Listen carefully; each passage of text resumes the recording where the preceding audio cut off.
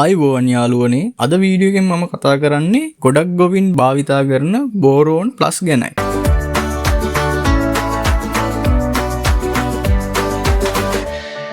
යාළුවනේ මගේ නයිමිරිස් ගස්වල අලුත් කොළ ටිකක් විකෘති වෙලා තිබුණා.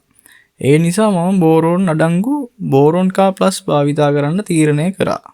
නයිමිරිස් ගස්වල බෝරෝන් අඩු වුණාම මෙන්න මේ විදිහේ ලක්ෂණ බලා ගන්න පුළුවන්. ඔයාලගේ වගාවෙත් මේ ලක්ෂණ තියෙනවා නම් බෝරෝන් අඩුවක් වෙන්න පුළුවන්.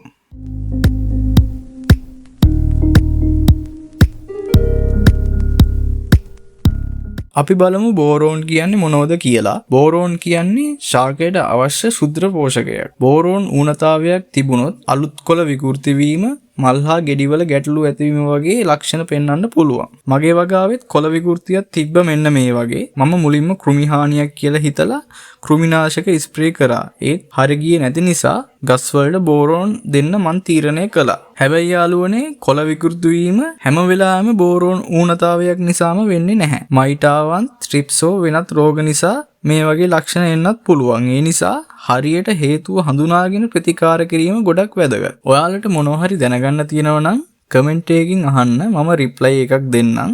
ඒ වගේම මතක් කරනවා මිස්ටර් නයිමිරිස් YouTube channel එකත් subscribe කරන්න කියලා. අපි බලමු මේ බෝරෝන් කියන බෙහෙත ගස් වලට ස්ප්‍රේ කරන විදියට හදාගන්නේ කොහොමද කියලා. මේ බෝතලේම ගහලා තියෙනවා 1 ලීටරයට සහ ලීටර් 16 ටැංකියට කොච්චරක් දානවද කියලා. 1 ලීටරයට මිලි 5යි, ලීටර් 16 ටැංකියට මිලි 50ක් දානවා. මෙතනදී ඔයාලට මිලි ගාන ලකුණු කරපු මූඩියක් හොයාගන්න වෙනවා. මම මෙතනදී මට අවශ්‍ය වතුර ප්‍රමාණයට බෝරෝන් දාලා හදා ගන්නවා.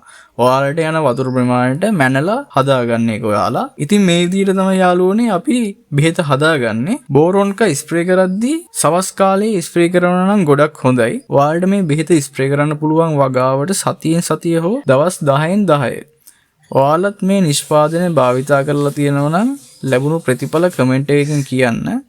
වීඩියෝ එක වැදගත් වුණා නම් ලයික් කරලා ෂෙයා කරලා අලුත් වීඩියෝ එකක් බලන්න මිස්ටර් නයිමිරිස් YouTube channel එක subscribe කරන්න අමතක කරන්න එපා. ඔයාලට ජය වේවා.